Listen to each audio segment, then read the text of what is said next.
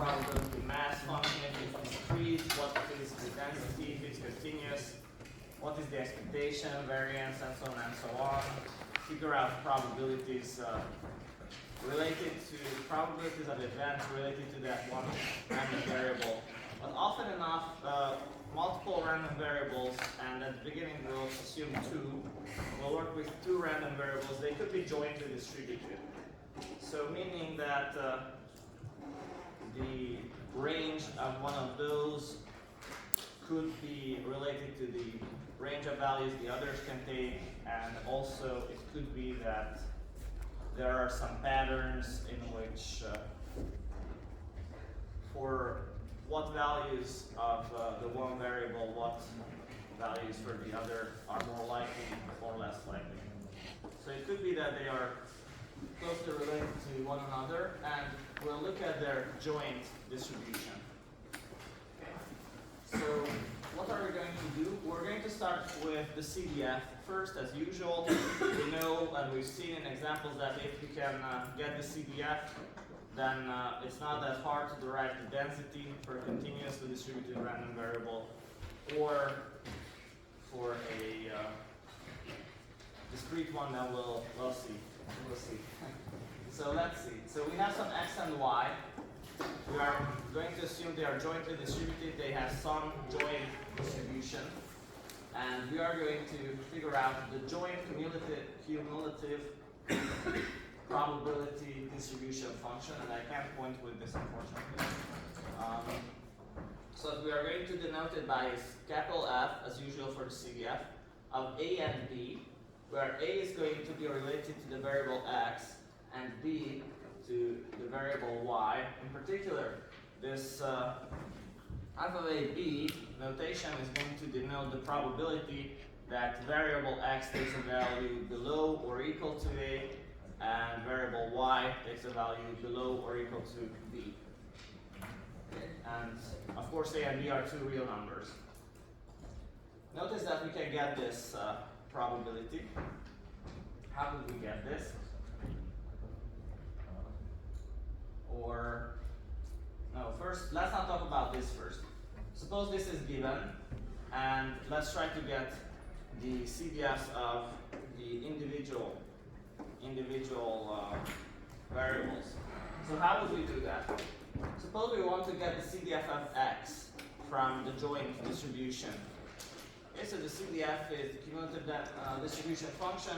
That's denoted by fx of at some point a.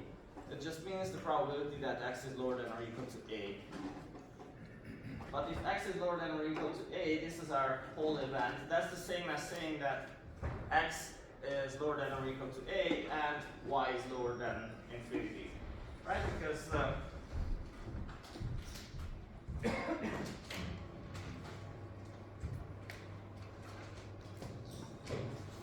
that's how can we see that very easily? Well, these commas, they just denote and. So and is the same as intersection of events. So the event that y is smaller than infinity, that's the sample space. Right? Because y is always smaller than infinity. We assume that these are real valued random variables. And of course, x smaller than or equal to a, this event, is the same as if I take its intersection with the sample space, since the event itself is a subset of the sample space. So essentially this is what we have going from that first line to the second. Maybe I'll just push it down for a little bit so that we can see the slides. Okay.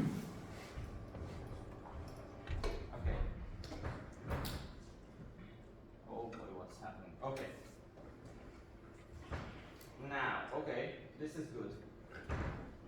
Now we take the probability of the limit as b goes to infinity of x lower than or equal to a and y lower than or equal to b. So what do you think? How do we get from the second line to the third?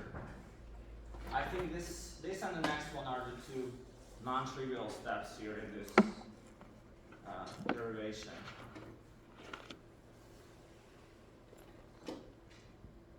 When did we see limits of events?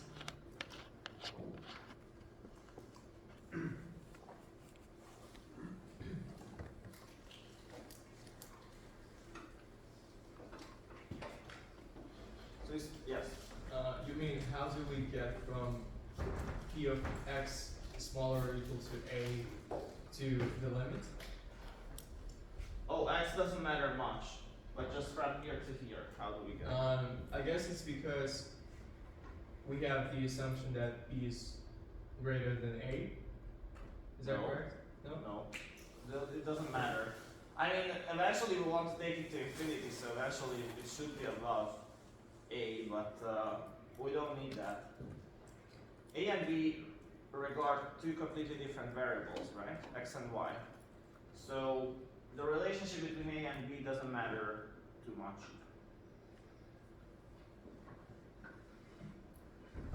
Is this some result or theorem or a definition? Which one? Oh, improper integrals? No. What about properties of probabilities? No, it's not axiom free. This is about increasing events. Right? Remember we talked about monotone events, monotone sequences of events. Right? There's increasing with respect to set inclusion and decreasing with respect to set inclusion. This event that x is lower than or equal to a and y is lower than or equal to b, where we keep changing b's, we take a sequence of b's going to infinity. This is going to be an increasing sequence of events. The next event is always larger. Well, as long as we take the sequence of b's as an increasing sequence, which we can do. Okay? Because every time y is lower than some b1.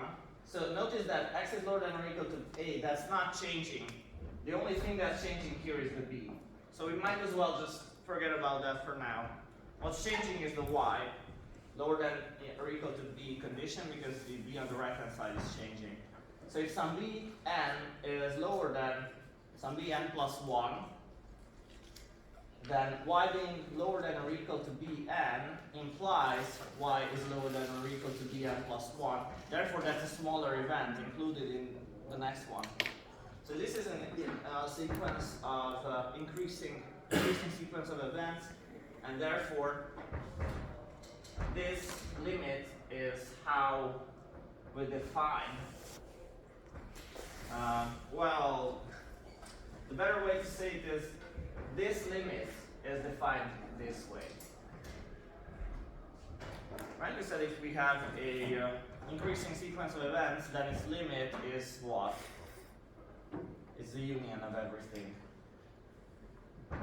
Right? And if I took the union of all these events as b goes to infinity, so for all b's or all sequence of b's that go to infinity, we would precisely get this event.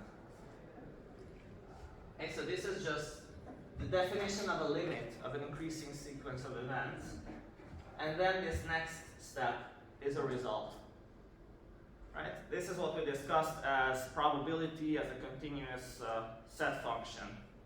Right? This was the name of the topic. We said that if we define limits like this for increasing sequences of events, and analogously with the intersection for decreasing sequence of events, then what we can do is take the limit outside of the probability, and we can take a look at probabilities for the individual elements of the sequence, and then take the limit. And that's what we're doing in the fourth line.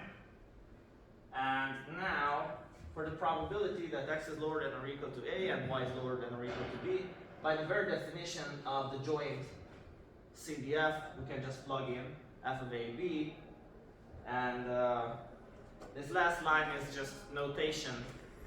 Essentially, it's notation. So if we have this limit as big as the infinity of f of ab, we might as well denote it as f of a infinity, although this is, of course, nothing deep, it's just notation for that limit. Okay. Do you have any questions about this derivation?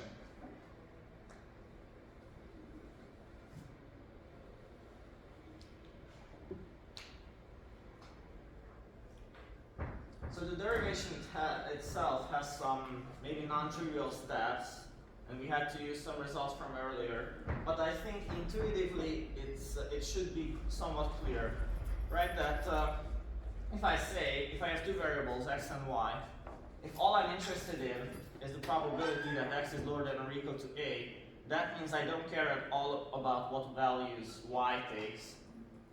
So I might as well assume that y is anything. And y is anything is the same as saying y is lower than infinity. Right? Because it can really take any value. And so we just, in a way, we just plug that into the joint CDF with the understanding that f of a infinity is just notation for this limit.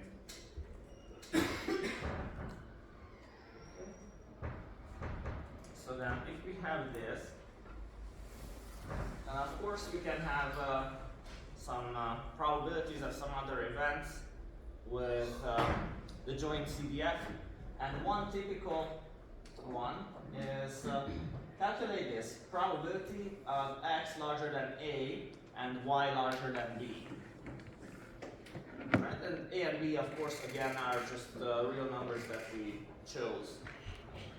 And with one variable, this was pretty easy. If we wanted to calculate the probability that a variable took a value above some a, then we just calculated that as a probability of the complement of the event that the variable takes a value below or equal to a. For the last term, we could plug in the CDF and we were done. But with two variables, this is trickier.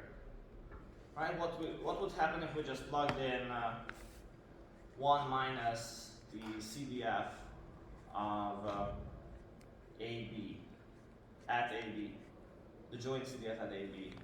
That would be the probability of the complement event that x is lower than or equal to a and y is lower than or equal to b. But the complement of that event is that either one of those conditions fail, not both at the same time. So we need to do some more work with this. And the first step is similar. The first step is similar, 1 minus the probability of the complement of the event. Right? So the complement of the event that x is larger than a and y is larger than b. Okay.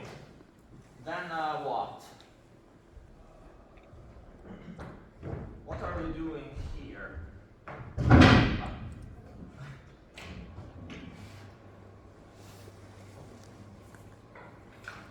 Let's just do the next step on the board. Or a little bit, think about it on the board. So we have something like this. Some events. Let me use E and F, okay? We had some E intersected with F complement, right? That's the same as E complement union F complement. This is what we are using when we go from the first line to the second. And this you can check, you can draw. With two events, it's not hard on a Venn diagram. And I mean, this is how you normally argue when you first, or how your teacher normally argues when you first see this. You just draw and then you can check.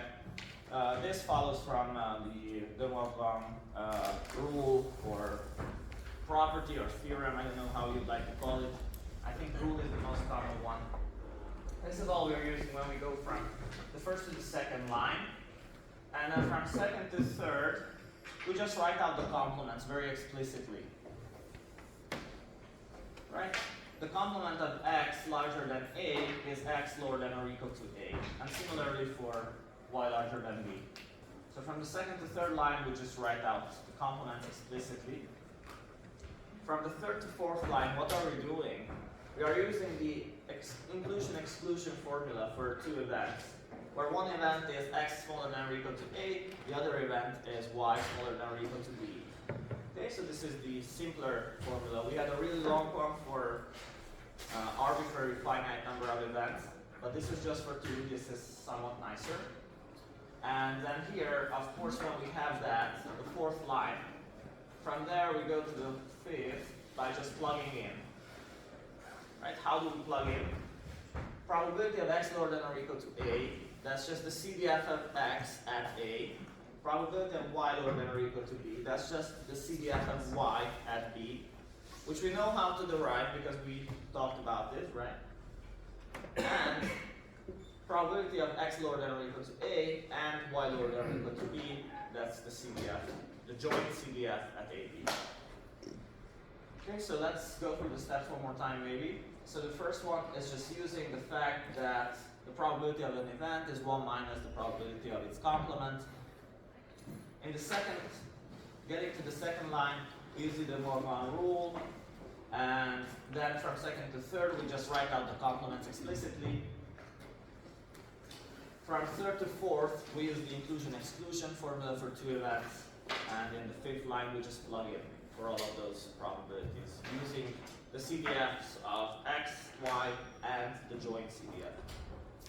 Okay? But that's just the definition of those CDFs. Okay, so push that on the board.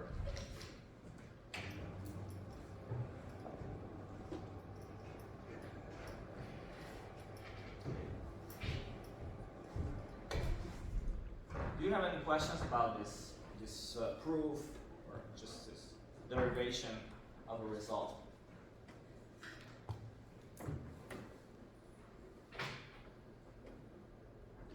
If not, then this is supposed to be a special case of the following. So the probability of a1 smaller than x, smaller than or equal to a2, and b1 smaller than y, smaller than or equal to b2 is given by this formula. So you can do this with the joint CDFs. Joint CDF at a2 b2 plus a1 b1 minus at a1 b2 minus at a2 b1.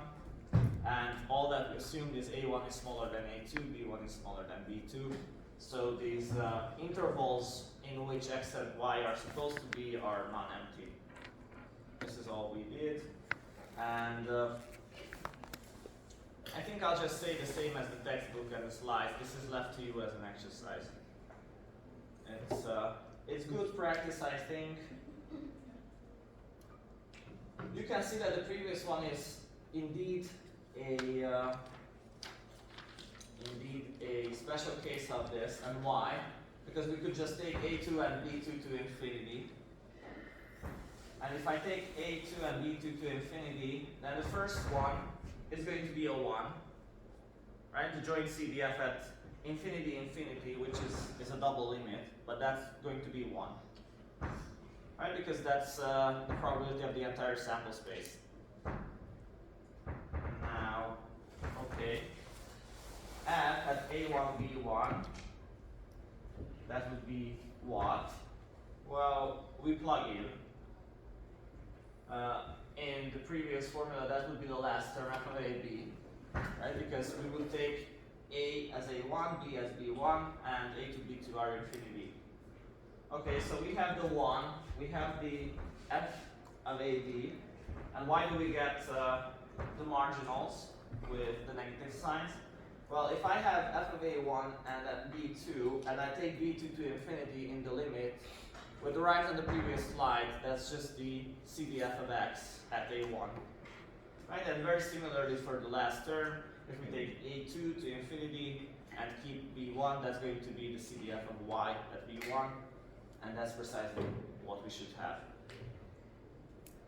Okay, so, and the steps to show 1.2 should be very similar to the steps showing 1.1, since one is just a slightly more general version of the other. Okay. Now, after that, we're going to again just split our discussion into two different cases. We are going to talk about discrete random variables being jointly distributed, and then we are going to talk about continuous or jointly continuous random variables. We are not really going to talk about the case when discrete and continuous random variable are jointly distributed. That's a case that we don't need that much, so we're going to just skip that. Okay. Although after our discussions, it shouldn't be impossible to handle. Okay, so let's talk about discrete cases. And again, some x and y are both discrete random variables, and they are jointly distributed. And normally we define this joint discrete distribution with the joint mass distribution function, probability mass function, instead of the CDF, which is a normal first step for continuous variables, although there also we could use the joint density. Okay, so what's P of x and y is the probability that x takes the value lowercase x and y takes the value lowercase y. And how do we get the probability mass function of x? Well, it's very similar to our exercise below. We just get rid of all the y's. Right? It's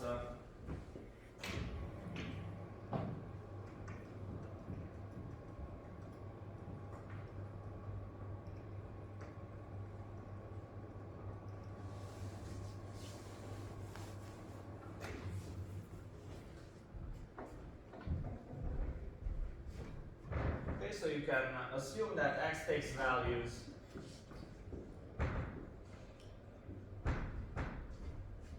x1, x2, blah, blah, blah, blah.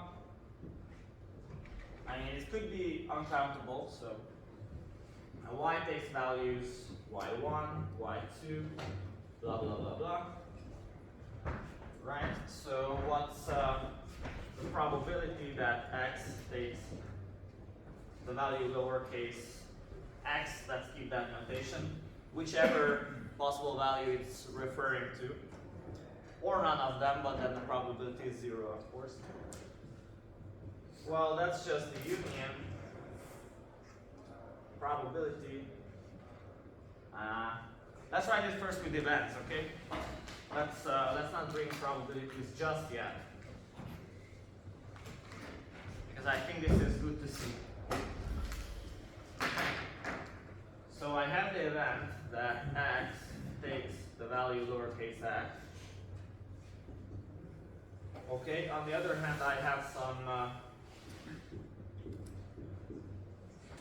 event that x takes the value lowercase x and y takes some value yj.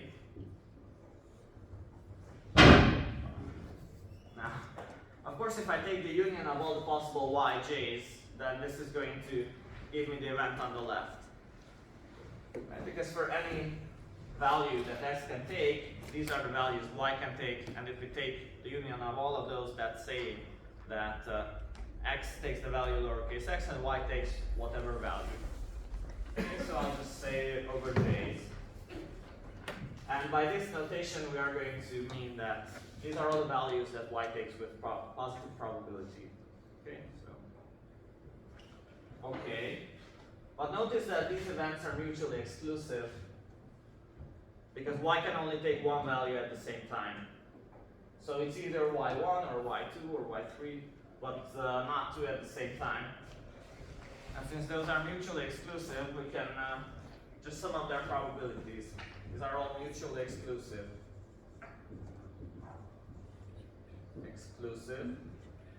So this means that the probability that capital X equals some lowercase x is just the sum over j's, the probability that capital X takes the value x and y takes some value yj.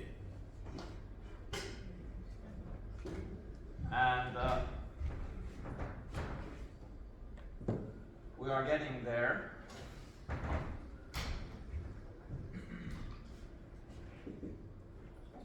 we can plug in the sum, we can plug in the joint probability mass function. So that's lowercase p of x and yj. And we are summing over j's. What's the difference between this notation and that?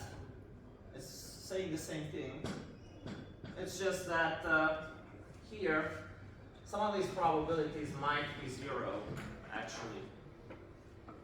So when we sum up these, we are not missing anything, but some of these will still be zero, because it's possible for y to take certain values, but not with this given x.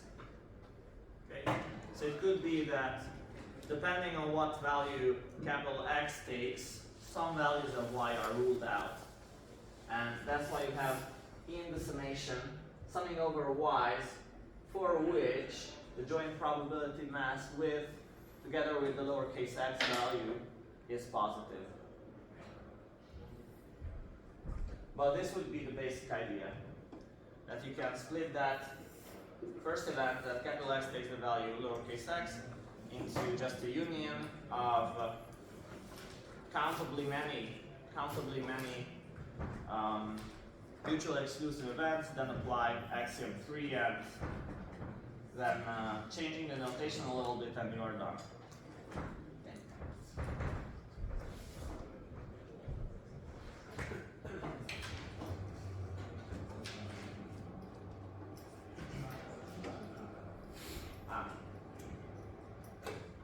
And of course, by very similar arguments, we know how to derive the probability mass of y from the joint probability mass function. Do you have any questions about this?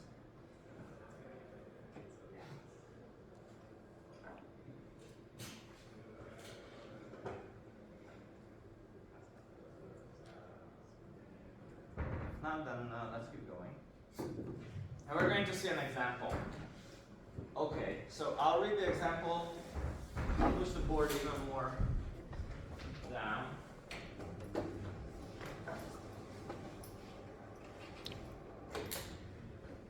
And then we can see a few of these entries on how they are calculated. So the example says, suppose that 15% of the families in a certain community have no children. Okay. 20% have one child, 35% have two children, and 30% have three. Okay, so notice that 15, 20, 35, and 30, they sum up to 100. Right, so we discussed everyone in the community. There's no one left, 0% left. Okay, suppose further that in each family, each child is equally likely independently to be a boy or a girl. So the sexes of these children are essentially decided by independent trials. Right? It's like we flip a coin, one outcome is boy, the other is girl, and then we flip again. At most 3 times because there are at most 3 children. Okay, this is it.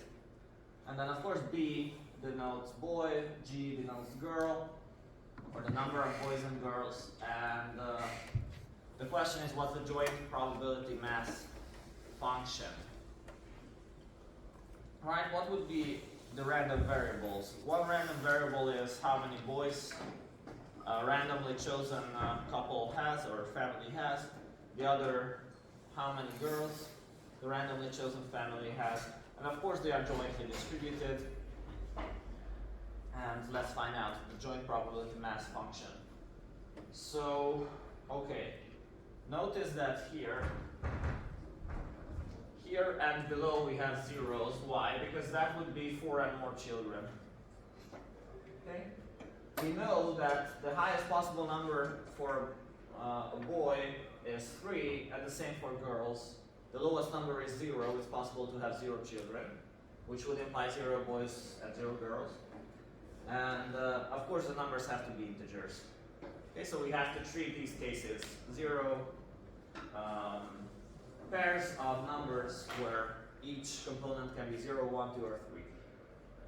And if the sum is larger than 4 or equal to 4, we get the 0 probability because no family has 4 or more children here in the community. Okay, so that's fine. Now, for one child, okay, let's start with 0 children. 15% have 0 children, which means 0 boys, 0 girls. That's why you have this 0.15. Now what? 20% have one child. One child could be 0 boys and 1 girl, or 0 girls, 1 boy. Either way, we get 10%, so in probabilities that's 0.1. Because for that one child, the outcome is just the coin flip, the outcome of the coin flip. So half of them are going to be, well, the probability, okay. It's very loose to say that half of them are going to be boys and half of them are going to be girls, because this would assume some sort of result that we're going to have later. But with conditional probabilities, you can get this result.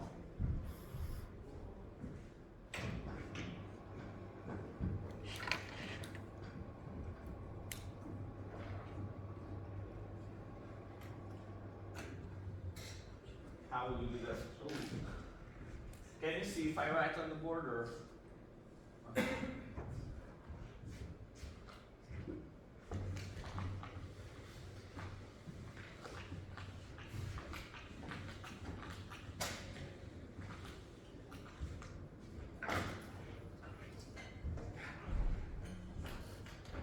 So the question is really, what's the probability of say one girl, G equals 1, B equals 0.